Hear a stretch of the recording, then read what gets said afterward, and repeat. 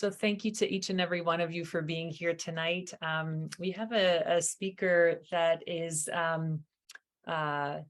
unique in so many ways, and it's our joy to welcome her to our community. So Dr. Lulu is a Nigerian-born pediatrician. She is part of the queer community. She's an educator, she's a parent coach, and she's the CEO of Dr. Lulu's Life Coaching Lounge. She's the mother of a transgender young adult, and she works to truly and deeply educate families, healthcare providers, people who are not in healthcare, so that people can really forge affirming and accepting not only relationships, but workplaces and interactions. She's incredibly passionate about doing so. She is assertive and kind and honest. One of the things in her bio that I don't think that we've had that as a credential of one of our speakers. She's a former lieutenant colonel and commander in the U.S. Air Force. She has so many accomplishments to her credit. She's been featured on many different media stages. She's been also a 3-time TEDx speaker. She's a 7-time best-selling author. She's talked to Oprah. She's talked to Gayle King. I mean, the possibilities are endless when it comes to Dr. Lulu. And so really, there's many places where we can find her. And so we'll be able to drop that in the chat. It will also be available online for everyone to be able to partake and follow and share the information that she provides. She has also provided some freebies that will be some free worksheets or cheat sheets and lists that she's really kindly put together that will be found on our website after her talk and after our social media person has had an opportunity to update that. So we are happy to have Dr. Lulu with us tonight, and I will ask you to take it away, Dr. Lulu. Thank you so much. Buenos dias, buenas tardes, bonjour. I am representing the real West Coast of Africa. If you've ever seen me speak, you know I always represent the real West Coast. My accent is Nigerian. My color combination is always Nigerian. My heart is Nigerian. My blood is Nigerian. I am Nigerian all day. One of the things that Nigerians are not is quiet. We are loud. We are passionate. With a passion, we come straight at you. And that's really the best way to do it. When my kids first visited Nigeria, the middle kid was like, "Mom, why are they so angry?" Like, no, they're not. They're just passionate because we're yelling at each other. But that's actually the way we do our stuff. We eat together from one pot. It's just how we, celebrate life. So I'm going to give y'all a little dose of what I usually describe as I was born, bred, buttered, and slightly burned in Nigeria. So I'm going to, I think Isabella I'm just kind of tagging you, because once I start looking at my slides, I don't think I can see y'all anymore. So let me share my slide. Thank you for coming. Thank you for sharing your time with me. On behalf of my trans kiddo and all Black trans kids who are usually sitting in plain sight is what I call it. The title of the talk was supposed to be Parenting Your Black Trans Child, but I was like, yeah, let's just do inclusion today, shall we? So I made it just trans or queer child, but really this is dedicated to all Black trans children. And I'll tell you why. in San Francisco a couple of weeks ago while I was giving a talk at the National Transgender Health Summit. One of my colleagues, who's a pediatrician, we were going for a walk that morning. She's also a mom of a trans kid. She said, you know what? I see a lot of patients in my practice. I see a lot of white patients, and I have a lot of white trans patients. I see enough Hispanics, and I see enough Hispanic trans kids. But I don't think I have any Black trans child as a patient of mine. And so we kind of stopped, and she said it again. I said, you know what? I think you do. They're just hiding in plain sight. And that is a true statement with all the anti-trans rhetorics and all the intersectionality with racism and poverty and religion and customs and silence and family secrets and all of that. Black trans children are pretty much invisible in today's world. So God thought, I don't know, they were smart, I guess, and said, I'm going to give Dr. Lulu a trans kid because, I've got a sense of humor. I'm like, really, God? Of all the hard things to give to me, you're giving me this? And God says, well, I'm giving it to you because even though it's hard, it is doable. So let's get the party started, shall we? We're going to learn this in what I'm calling ABCDEFs, okay? So we're going to learn our ABCs. We're going to start from the very beginning. It's going to be interactive. And please stop me when I do something that y'all don't like. We're just going to do a brief introduction, which I think Stephanie already did. Isabel, already did. We're going to look at our ABCDEFs. We're going to do some Q&A and why not a call to action? So who am I and what's my why? Pretty much, I think she's talked about who I am. My why began when I was 16. And I told my dad, who I describe as a Nigerian Catholic, former 2-star Nigerian Air Force general, red cap wearing Igbo chief. You can't tell a man of that stature, that you like girls at 16. You really can't, because our custom doesn't encourage us to do that. But I did. I told my dad, I said, Daddy, I like girls and I like boys. So he didn't find it funny, but he didn't do what I thought he was going to do, which is what most children fear, get disowned and kick me out. He didn't find it funny, but then he kind of he didn't take it seriously. He said, look, girl, that's a phase. You're going to grow out of it. And so this is a picture of me, my second TEDx talk, telling the crowd that my dad, had planned my whole life for me. He wanted me to grow up, get married, find a nice man to marry, get married, have all the children, and become a pharmacist. And I was like, well, I don't want to become a pharmacist. I want to become a doctor. And so that's how the story went. But the thing is, I believed my dad. Many of us who are in the queer community, we believe our parents. And so type in the chat if you are queer, which I prefer to describe myself as queer, and your parents kind of told you it was a phase, or I don't know, it's a lifestyle or it's a choice. Type in the chat and I'll have Isabel read them out if any come in.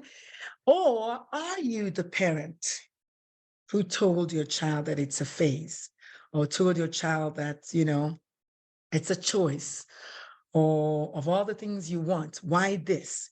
So type in the chat, and Isabel, feel free to just tell me if there's anything to be read in the chat, because I cannot see the chats. If there's none, let's carry on.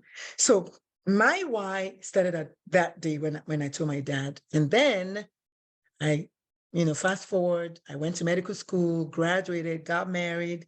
And I'm usually one of the few people that who has an ex-husband and an ex-wife, because, there are some people like that. So I married my ex-husband and we had 3 children. All 3 were assigned male at birth. And my eldest, at the age of 2 or so, I think maybe 18 months, I told my mom, I said, I think he's gay. And my mom, being the Catholic that she is, was like, get the holy water. Oh my goodness, don't say that. What? Don't let me hear you say that again. And I didn't say that again because again, I listened to my mom. I said, well, maybe my mom knows better. She's been momming for longer than me. So I kind of sort of believed my mom and went about my business, but the kid remained who they were. And unfortunately, there's something called internalized homophobia, which really came and nestled in my home. And so we're going to talk about that later on.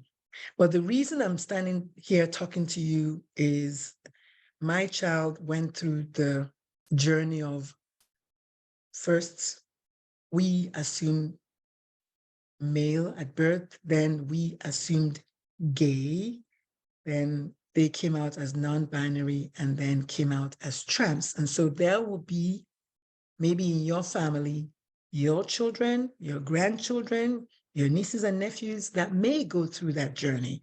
So thankfully, I'm able to talk to people about it because, you know, someone has to. Now, we're going to look at the ABCDEFs of loving, accepting, and supporting your LGBTQ plus child or your trans child in this case. So if y'all could type in the chat, what do you think A stands for? I'll give you about 30 seconds to tell me what you think A stands for in this whole journey of loving, supporting, affirming, accepting your child. What does A stand for?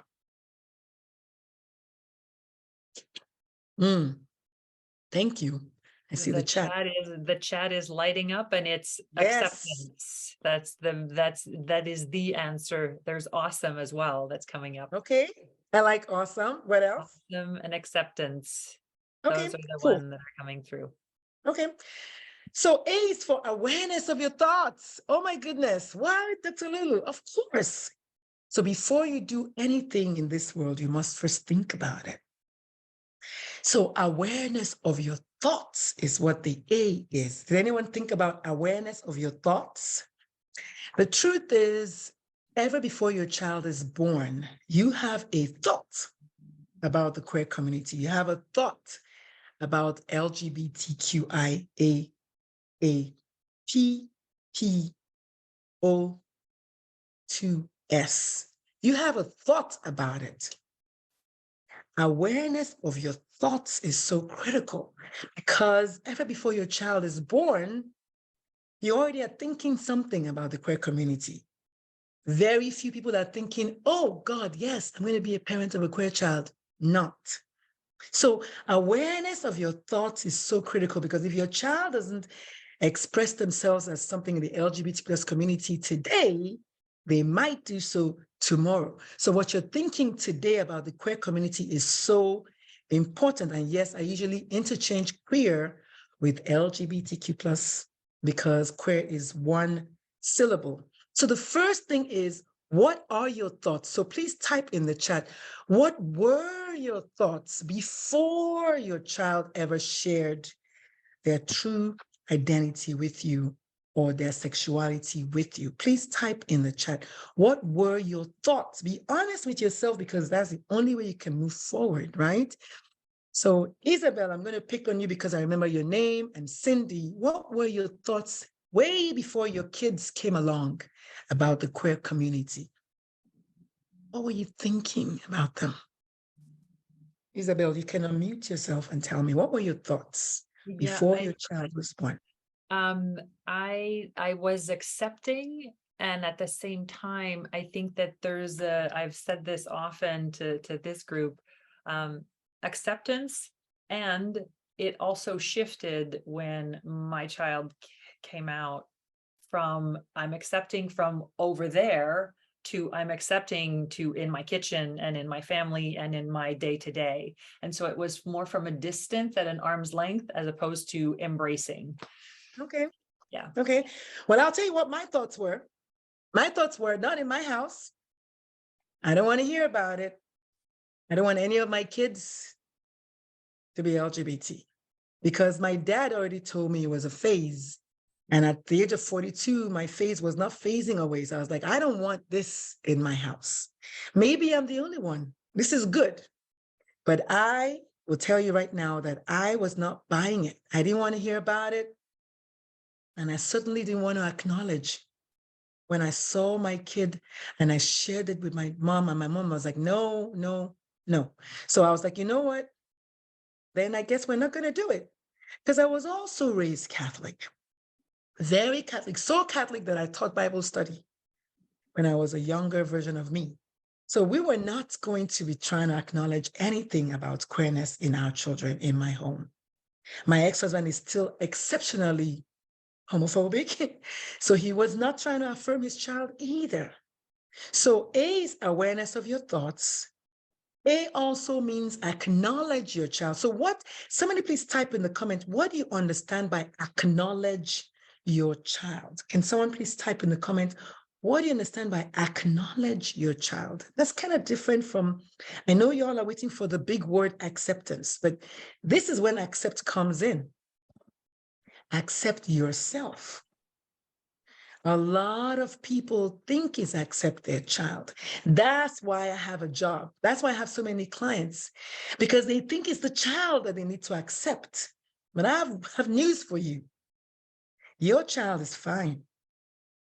But can you accept yourself? Which is why the awareness of your thoughts is so critical. If you're not able to accept yourself, you cannot accept your child. You can never affirm your kid. You will definitely not be acknowledging them.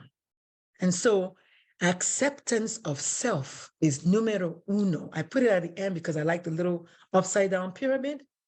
But really, accepting yourself is number one. I see 2 comments came in. Can you read those for me, please? Yes. So the comments that came in was affirming, acknowledging, meaning recognizing and seeing them. And then acknowledging your child as they want to be acknowledged, acknowledging their experience, and that it's okay with the child, if it's okay with the child to be open with others about your child. Yes.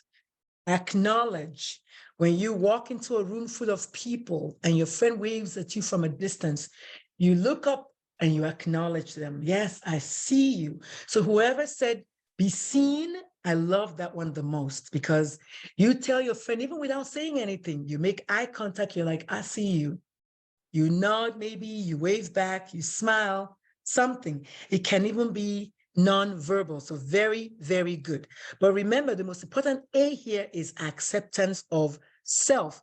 Even parents who think they're affirming, even parents who think they're accepting of their kids, struggle with accepting themselves. Because if you accept yourself, you don't have to worry about your kid. Yet I have thousands of people in my community that I work with, because a lot of us struggle with accepting ourselves. What about B? Please light up the chat. Tell me, what letter do you think, what words do you think B stands for in this journey towards accepting, affirming, acknowledging of your child, supporting of your child? What do you think B stands for? No one wants to say anything because they're like, oh my God, we got that accept wrong. Please say something. Thank you. So we have be there for them, believe them, brave. I love it. That Also is the a most note. important thing. That's what my dad didn't do, remember? My dad didn't believe me, and so I try to squash it. I try to pretend my way through life. I try to deny it. I try to do whatever it took for me to do just to not acknowledge this part of myself that is queer. Because my father, who was a very, very, very influential person in my life, did not believe me. And so one of the things I tell parents is, while you are thinking in your head that you're the most important person in your child's life, I dare to tell you, I want to submit to you that you're not the most important person in your child's life. You are always the most important person in your own life, but you are the most influential person in your child's life. So be careful what you're thinking about, because that creates some feelings, and then you act from the feelings, and then your child suffers the consequences, or maybe not. I think I'm preaching to the choir here, but believe your child is numero uno. If we could just believe our kids when they tell us who they are, we will not have what's happening in the legislature today. This is a very unique one, beg for time. I want you to do that because in my case, my kid was graduating from Stanford at 22 in 2020. So for 20 years, I've been thinking my child was something else. And a lot of times we don't want to hold space for our own selves. We want to get it right now, today.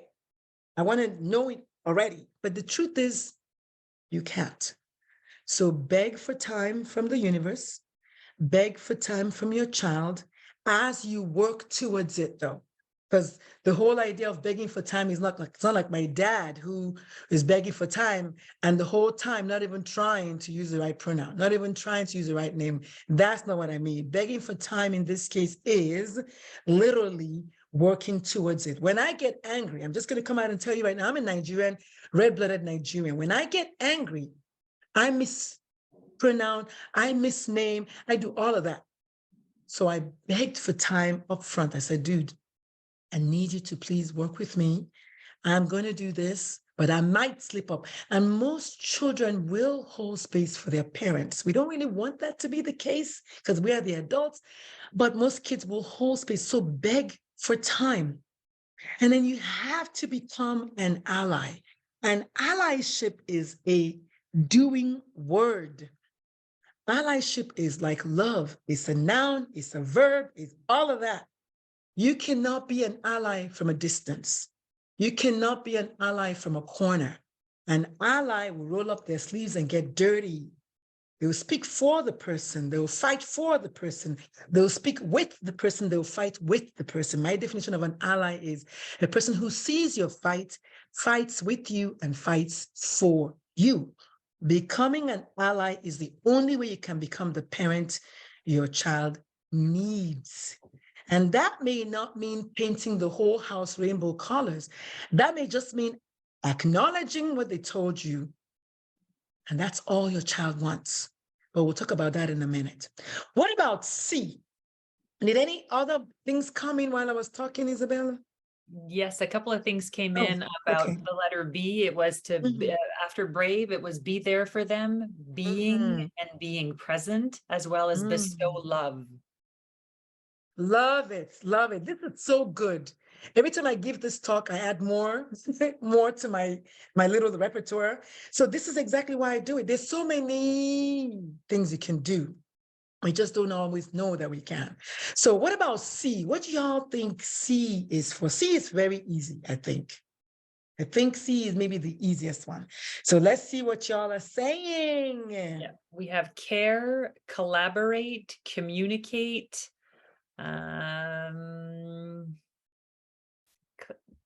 yeah, communicate, care for your child. Okay, cool. So my C is, hold on. My first C is create a safe space for your child. First in your heart, and then in your home and elsewhere. This is so critical because your child will never, ever share their reality with you if you don't first create a safe space in your heart. Because out of the abundance of the heart, the mouth speaketh, the hands do it, the legs walk it, right? So first and foremost, you must create a safe space. And a safe space can mean anything that is not what I did in my home. I used homophobic slurs with my ex-wife. We would laugh at Miss J on America's Top Model, who will say, why does he want to be, what's wrong with him? Why he gotta be so gay? This was every day. Maybe not every day, but once a week during that show. Creating a safe space in your heart is so critical. It's like becoming aware of your thoughts, right? So that you can have the house, even before your child is born, your child can come into this world knowing that they count, even if it means not assigning any gender. That's so weird, right? Just not assigning any gender is a way to create a safe space. Ask me how I know. So creating a safe space in your heart and in your home is the first way your child would only ever share if they feel safe. So if you can communicate all you want, but first create a safe space and then communicate it to your child. One of the things I noticed that my parents that I work with do is they replace their kids in the closets. This is one of my favorite things to say. Because a lot of the parents like, oh my God, like I did, don't tell anyone, don't paint your nails. When we go to the mall today, please don't act like a girl. Okay, we're going to a party, whatever you do, stop, just don't go play with some of the boys for a change. Why do you want to play with just the girls? These are the things I said to my child because I did not want to come out of my own parent of a queer child's closet that I built, which, by the way, in my second TEDx talk, if you watch it, is titled Rethinking the Closet, Coming Out versus Inviting In. I think everyone should watch it. Isabella, please remind me to give you the link so you can share with your crew, because I think, even if I have to say so myself, it's a very good TED talk, just talking about whose closet is it anyway? Like, who created a closet? What do we put in closets? Old shoes and cobwebs. Why is my child in there? And then why are we replacing our kids? And talking about the second TEDx talk, that word celebrate there came up at that point. I hadn't given the talk to my child. I was so scared to give it to her because she's like an intellectual, AKA Stanford trained, full scholarship, all of that for classical piano. So we're not talking about basketball with people like, what game do you play? The truth is, she looked at the TED Talk and she was like, Mom, the TED Talk is perfect, but I don't like that sentence. And the sentence was where I said, while it's okay for you to mourn the loss of the child you envisioned. She was like, why do you have to say that? Why are the parents mourning? What are they mourning for? Who are they mourning for? How long are they going to mourn? Your child has been living inauthentically for years, and now finally they're able to live their life as who they are, and you are mourning? I was like, Lord. I was like, oh my goodness. So I took the line out, and I forgot to mention it at the TED Talk in the end because I hadn't practiced that part with the new lines that I was given. So I would recommend coming out of the closet and celebrating. The only way we can make a dent in all the anti-LGBT plus rhetoric is to try to start celebrating. And I don't know anyone who celebrates in silence, or who celebrates in hushed tones, or who celebrates in whispers. We don't do that. We celebrate out loud. So come out of your closet and celebrate. Lots of C's there. Yeah. The third C here is get curious and connect with your child. If I had $1 for every time I use the word curiosity in my work, I'd be 6 times a millionaire. Curiosity is the key. It's questions like, how can I help? What can I do to make your life easier? Versus, are you sure? Did anyone touch you? Is it your friends? Is it the social media? How about, what is it like? What was it like to be trapped in the wrong body? Those are questions that will make your child realize that you are actually interested in who they are. Get curious, people. That's the secret to connecting. Get curious. And when you go into curious energy, you will know the questions to ask, because everyone in this room has had a friend who was marrying someone that you were like, I don't know about Billy. So I'm like, Isabel, so what is it about Billy? What do you see in him? Like you're getting curious, maybe with a tinge of ridicule in that case, but still, right? Getting curious about what your child is, who your child is. One of my favorite lines in one of my favorite movies of all time is when Tarzan said, I want to know, tell me more about the strangers like me. Imagine telling your child, tell me more. I want to know. Can you please tell me? Versus you making your assumptions based on your thoughts, right? And all the lies you've been told. We're going to talk about that in a minute. So what about D? Who knows what D means? Anyone can please give me some D's? Oh, y'all are serious with the D's already. Okay. What are D's coming up? We have defend. We have discretion. Who said defend? That is so awesome. The first D is decide. And I'm going to come to defend in a minute, but the first D is decide. No one has ever said defend before. So amazing. All right, what else is coming up before I tell all of y'all my secrets? Discretion, delight, devoted. Oh my goodness. So decide, I want to take a moment and talk about decide. So believe it or not, there's a difference between pain and suffering. When your child tells you, Mom, I'm trans, or Mom, I'm a lesbian, or Mom, I'm gay, or Mom, I'm whatever your child tells you, there is true pain. I get it, because I was there. But when it shifts from pain to suffering is when you start spinning. When you are like, oh my God, should I accept? What will my mom say? What will my dad say? What will the church say? What will the neighbors say? That, my friends, is suffering. That is self-inflicted. The pain is actually truly self-inflicted too, but suffering is when you sit and not make up your mind to support your child already. Look, ladies and gentlemen, non-binary people, everyone, I'm telling you, just decide already. Like literally, it's just decide. As easy as it is to say decide, that is the number one reason parents come to me every day. I'm having a hard time I accept them, but I don't know how my husband, this, that, and the other. But, I love her. I have gay friends. Every time I hear that, I'm like, yeah. It's like Karen saying, I have Black friends. Come on now, okay?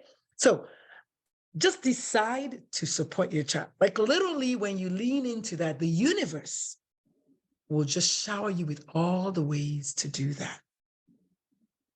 And yes, you must defend your child both at home and in public. I had a mom come on a call last week and she was struggling with that. She said her gym instructor was always using transphobic slurs, was always talking transphobic stuff nonstop. And she was coming to me to help her know what to say. I was like, girl, you can't pay me enough for that. Because you already know what to say. We all know the right things to do. I'm telling you, we all know what to do. Are we going to decide to do it? That's the problem. So deciding to do it means you're going to have to face some emotions. And many a time, we're not ready for those emotions.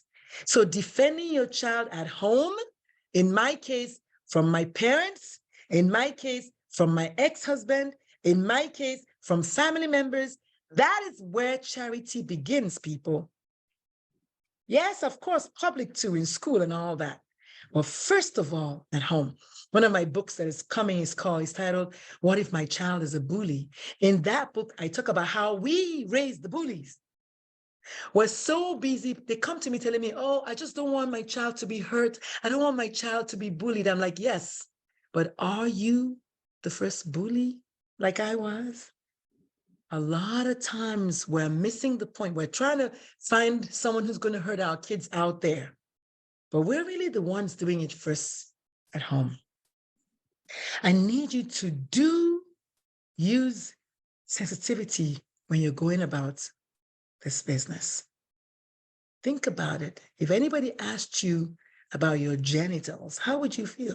Like, really, I'm a physician, so I can say that word. How would you feel if everyone was having a conversation about your genitals? Like they see you and they see genitalia. Like, what is that? How? And yet, in today's world, that's all we see going on. And people are asking intrusive questions like, I think there was one of these legislative people that asked the person if they had a penis. How do you do that? How does a grown person ask another grown person if they have a penis? Like, okay, so whose mind is in the gutter? We have to be open to these things because they're happening. So don't ask intrusive questions like, are you sure? Are you sure? Is a default question that every single parent has asked themselves or asked their kids. Are you sure? I want to submit to you that in today's world, I don't know any child that will choose gay off the menu with a side of fries. It's just not a thing. So asking, are you sure? You might as well tell the child to shut up, because that's what I did. One of the things I want parents to realize is we may very well mean well, but the way we go about our meaning well hurts our kids. So stick with open-ended questions. How can I help? I think the best 4 words is, how can I help? Yes, best 4 words in the world. How can I help? What can I do to make it easier?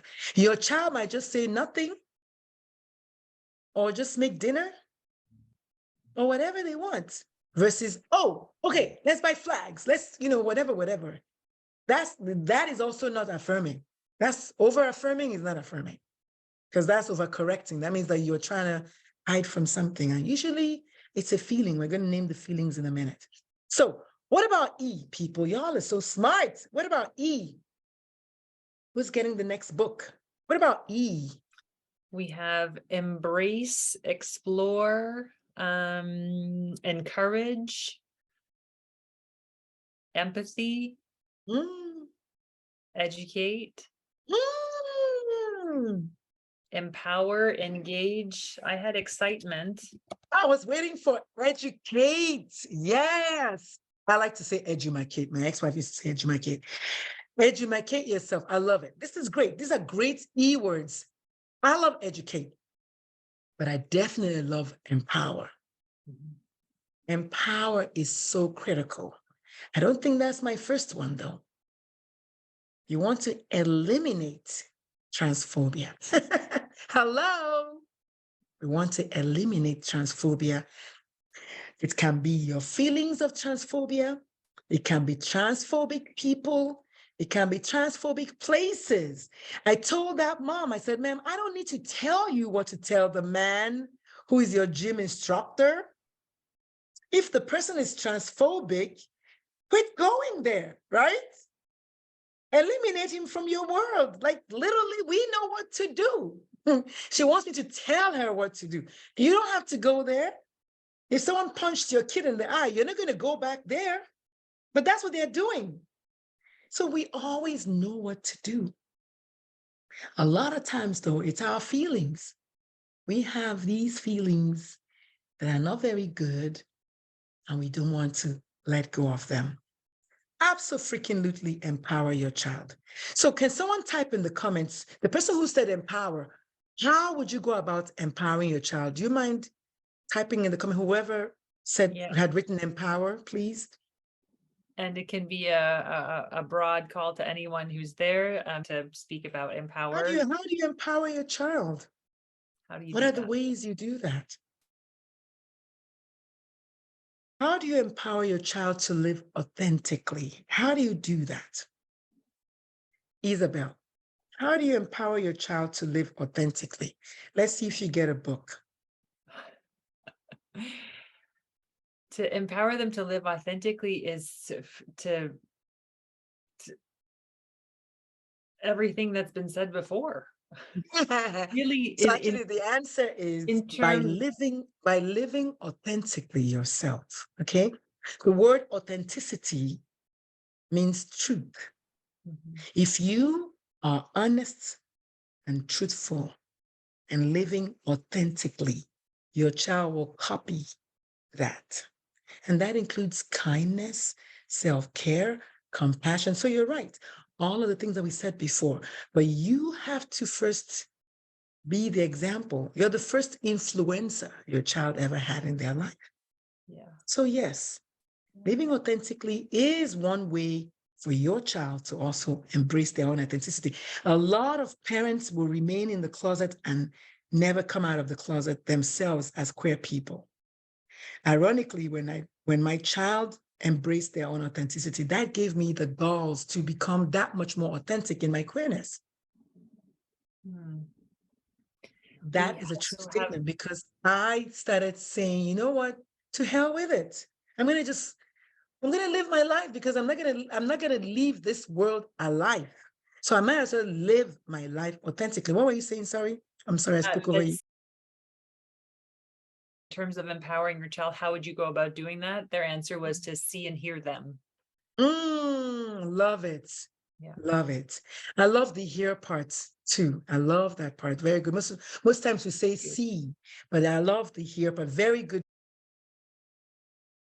And help them harness their trans joy. Let me tell you, or their queer joy. When I went to the Black Trans Advocacy Coalition a couple of weeks ago in Dallas, I had never seen a room full of 1,000 Black trans people who were all happy. You know, when you listen to the news, even for me in the work that I do, I still think that these people are unhappy. These people are living sadly. No, they all tell you, like my kid said, she was going to Florida recently for work. I said, will you go to Florida? She was like, yes, Mom, I'm going to go to Florida. It is what it is because I've never been happier living authentically. So I'm going to go to Florida. And I was like, oh my goodness. Wow, right? They have never been happier in their lives. So I was like, wow. Unfortunately, the whole world is trying to make you look like they're sad, they're unhappy. I want y'all to go get this book, Authentic Selves. Trans people talking about their authentic lives. Happy, joyful. It's a thing. But if you listen to today's news, you would never believe, right? You would think that trans people are all sad and, unhappy. And of course, educate yourself. I mean, since the COVID, everybody's been doing their research, right? So yeah, do your research. Start with unlearning the untruths that we have all been indoctrinated with. That was one of the ways I hurt my kids so much because I grew up believing all the crap that I'd been fed by the church, by the world, by my parents, by everybody around me. And so unlearn the untruths. And MMM usually means myths, mistakes, and misconceptions. So there are 18 people here. I'd like 18 people to type one myth at least, or one mistake, or one misconception that you have heard, or that you have learned, or that you know, or that maybe you think about the transgender or LGBT plus community, please. So I see 19 plus 18 will be 20, I don't know, 30 something, who knows? So hopefully everyone gives at least one myth, mistake, or misconception that you've heard about the community. There are so many. In my new book, I think I have like 50. I mean, there's so many. And this is why the world is where it is now, because we have all these myths that we believe and all these mistakes that we believe and all these misconceptions that we're pushing, that even us, the queer people ourselves, were believing the hype. So we're going to look at those in a minute. And after unlearning, you now learn everything about your child's community. You have to.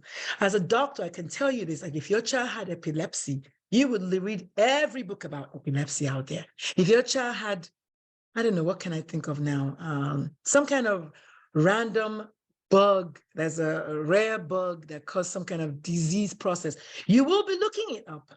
You will be learning about it. So why are we not educating ourselves? Why are we not getting the truth? Why are we believing hypes and falsehoods and lies just because an elected official is saying it. All right, good. So we're in the 30s now. Very good. So I'm going to wait to get to at least 31, and then we'll read your myths, mistakes. I mean, there's so many. I think I've probably given y'all like, I don't know, 10 already today. Good. So I want to hear those myths, mistakes, and misconceptions, please. All right. So Okay. it's a phase. It's Mhm. pressure. Mhm. It's a choice. It's Mhm. unsafe. Mhm. It's a choice. They're confused. Um, Mhm. it's a new trans is a new craze. Um, Aha. kids are too young to understand. Yes. Woo.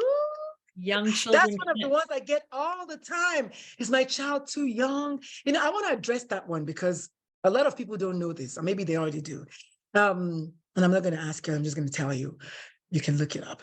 So the age of realization of gender. You know what? I'm going to ask y'all. Okay, so let me see if we get to 32. What age do people, anybody, become aware of their gender? What is the youngest age you can come up with? I see 32, I see 34. I think that's a good one. Yes, 2 to 3. So I want to submit to you that people become aware of their gender around 18 months, even before 2, before you become fully able to communicate your gender. You're already aware of it. Awareness is not the same thing as coming into full realization. Because I always hear people come at me and say, oh my God, what do you mean? I didn't say a 2-year-old is getting gender affirming surgery. I didn't say that. I mean, what are you making my words mean, right? The truth is the very first time you're aware of your gender, because you know why? The world is so binary anyway. We push gender on the kids at birth. We wear the boys blue clothes. We pierce the girls' ears.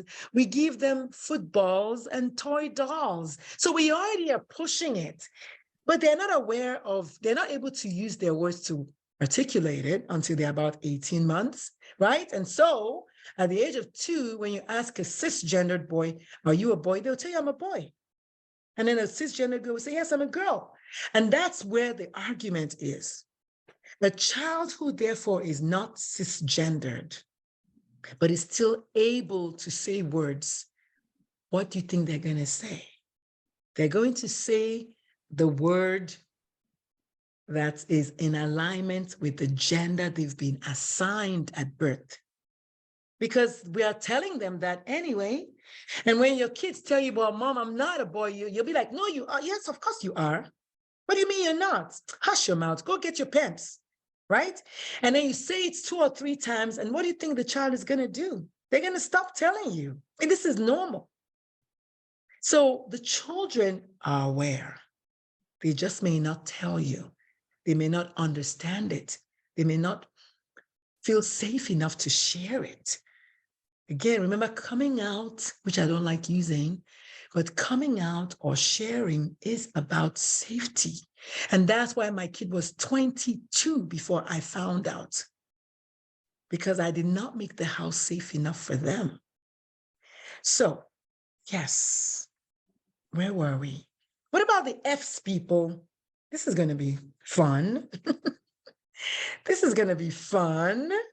Free your mind. I like that. Ooh, isn't there a song that goes with free your mind? I like that. All right. Anything else with the Free your F's? mind, flourish, freedom, feeling free to be who you are, family. Okay. So And for me, my first F is, because I'm a coach, of course, feel all the feels. Listen, parents, you have to feel all the feels. Your child doesn't want you to call it mourning, okay? Doesn't want you to call it grieving, okay? But you gotta feel all the feels, because I know that the feelings are there. So help me type in the chat. What are all the feelings that y'all felt? And please be honest, because I know the feelings. because I felt them too. What are the feelings that y'all felt when your child first shared their reality with you? Mhm. Please be honest. Yeah. Because I know these feelings myself. Yeah. All right, let me see if my feelings match yours. All right, Isabel, take it away. Yeah, there was another great F that we didn't mention that came in. It's feed their spirit.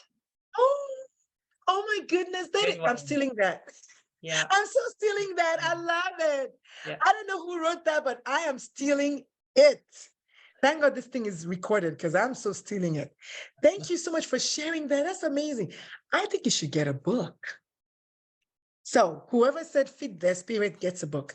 But yeah, I want to hear all the feelings. What are the feelings that y'all felt? Come on now. Let's The hear them. feelings are, there's a lot of fear. Fear comes up Yes.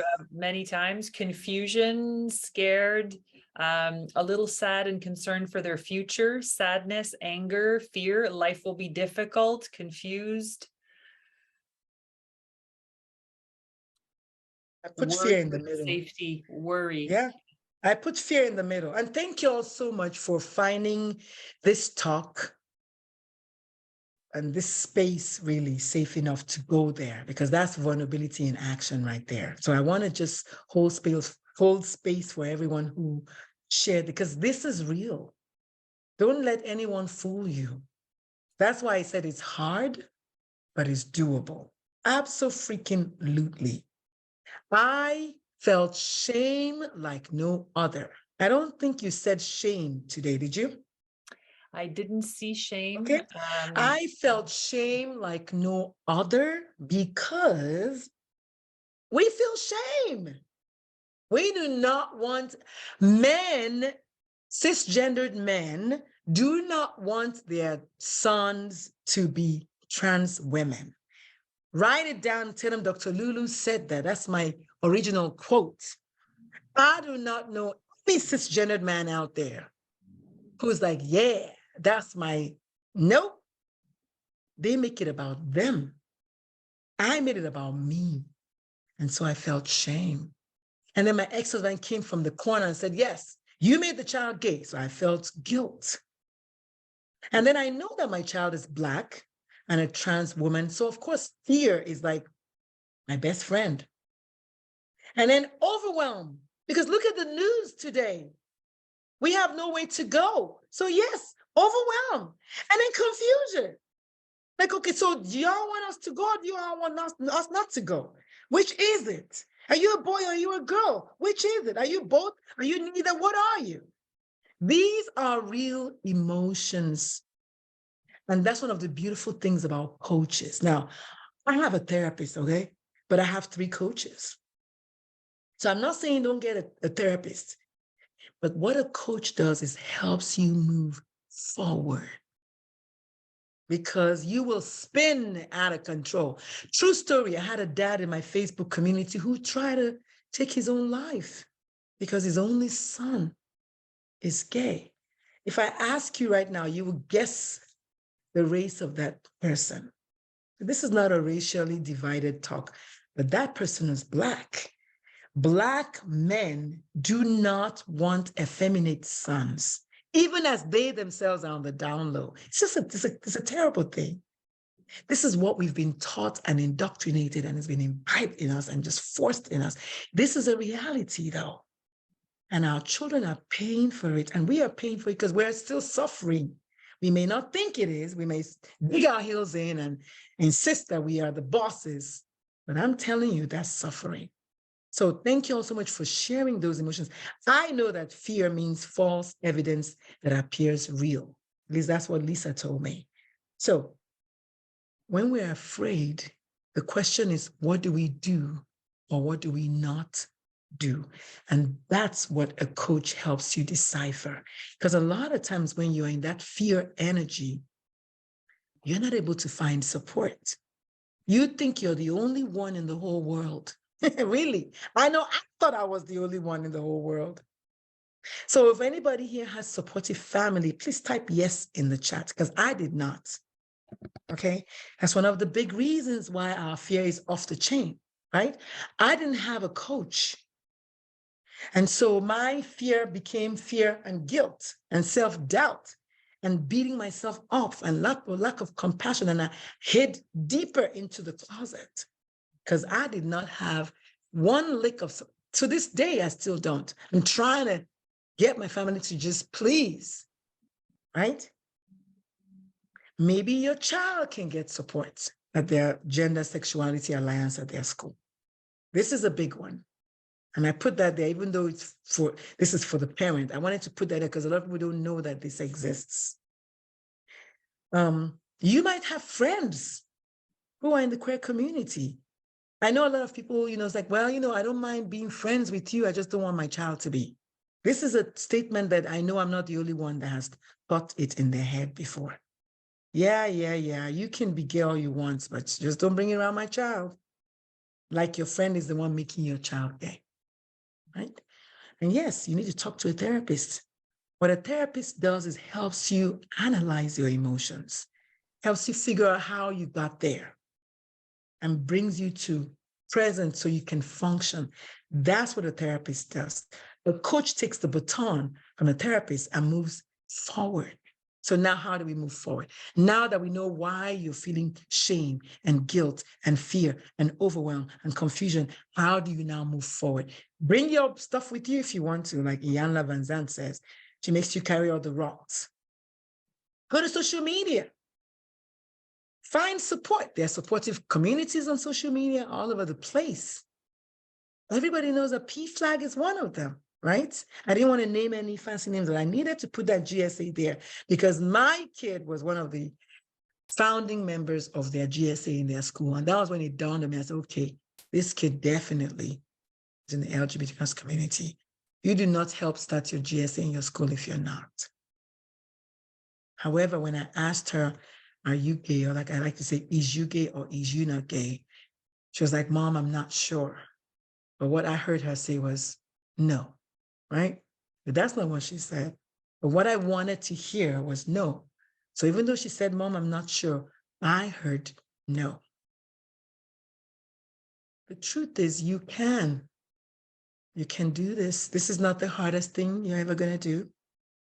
It is definitely doable. There are some things that are not doable. This is not one of them.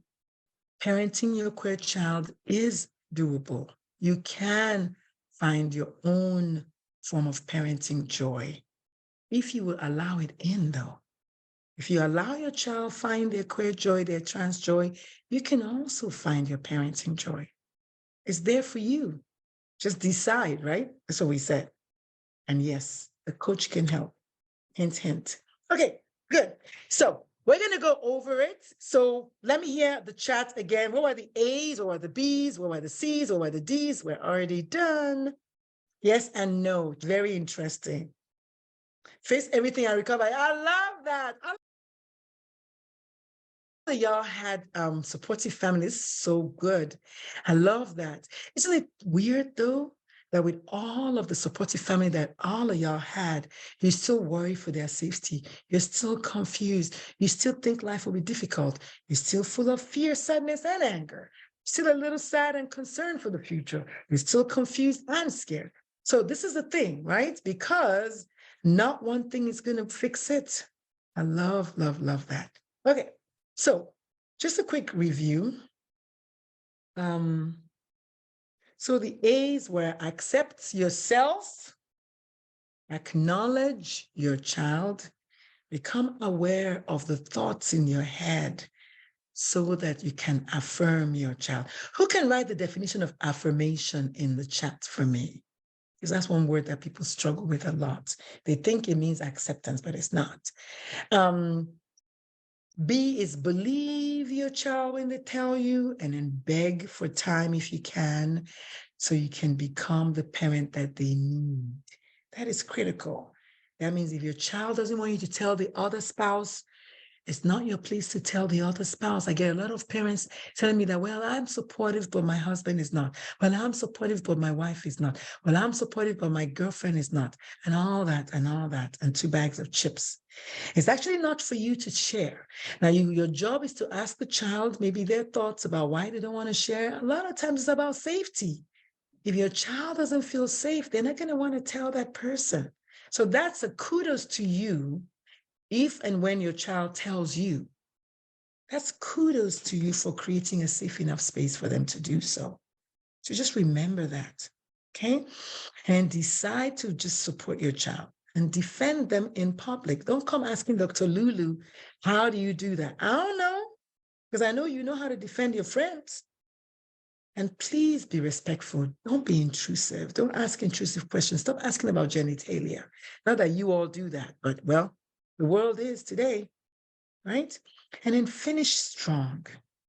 I think your child is going to be very proud of you if you finish strong. But more so, I need you to be proud of you. And that's why this talk is never to the queer people, because they got it. It's the parents. And it's not a blame on you, because I know you. I was you. I know what it's like to be raised to believe something that you don't even know the beginning or the end of it. So that is kind of the end of my talk. At this point, I'm going to ask y'all if this talk meant anything to you. Please take 2 minutes and just do this little feedback form for me so I can take it to my boss, AKA my trans daughter. She's like, Mom, don't forget to put your feedback thing. I said, okay, I will. She happens to be my executive assistant as well. She's going to paddle me if I don't show her this. So please, when you're done, please type done in the chat. I beg you, and then we'll continue. And then if you do, you can download the 7 mistakes that parents make. I don't think y'all make any mistakes, but you can certainly share that with your friends who you see maybe making mistakes. Maybe you can share my information with your friends. Maybe you can tell someone about me. I know Isabel has done a lot about that, with that lately. But please, when you're done taking the little 2-minute feedback form, please type done in the chat so I can move on. Isabel, thank you so much for your time today. I'm almost done. I think this is like 2 more slides and then we're done. I'm filling out the survey.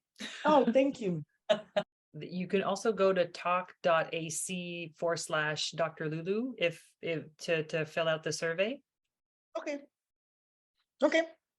If Usually some, it's about 2 minutes long because I tried it myself, but yeah.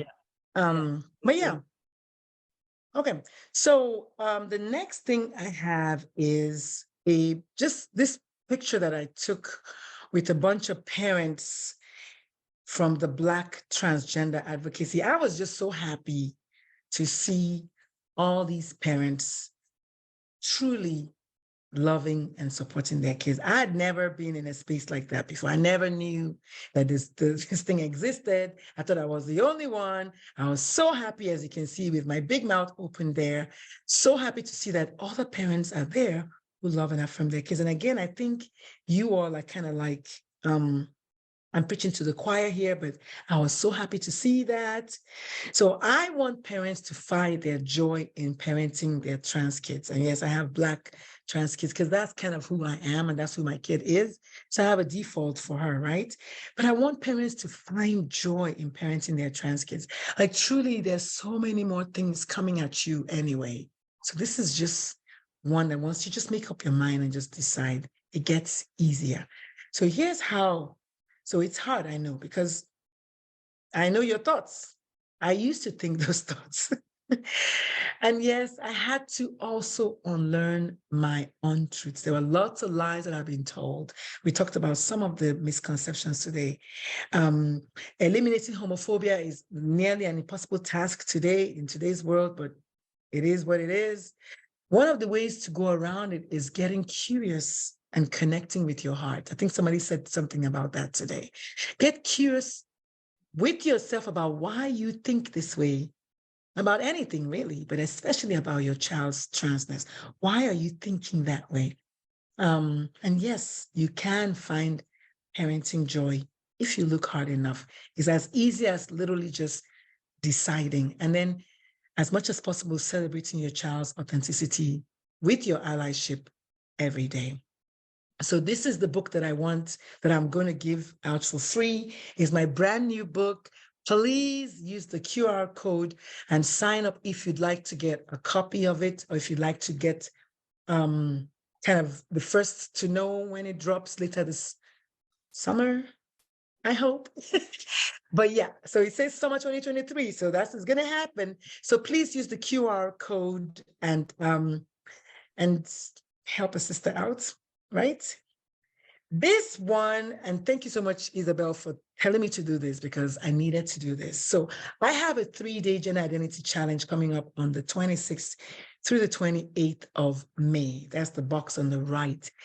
If you'd like to join us, even just to be experts in the space, click the one on the right. We have a parents' conference, the first of its kind, coming up. It was supposed to be May 2023, so that date is still there, but we're going to do it in 24 now. I don't know when yet, but it's going to happen, the first ever parents' conference. So I'd like to invite all of y'all to come to the Gender Identity Challenge. It's going to be fun. It's going to be challenging, but then you've already been through this talk, so you may all know all the answers already. And of course, we're having the conference coming up in May. So also grab that QR code. And did I give you one of these? Yes, you did. No, Yes, I did. so Okay. that as well as the QR codes, and I'm not sure if it was in your slide deck, Dr. Lulu, but I'll grab those and I'll put those up on our website under the resource tab, so that people can have them to be able to sign up. Okay. And then I will take questions. You know, I'm going to go back to this one just because I like this slide. So y'all can be looking at this while you're coming up with your questions. And, you know, if you don't have any questions for me, I'm going to start calling out names and asking y'all questions. Thank you so much to all those who did it. I appreciate it so much. Thank you for all the done. Thank you.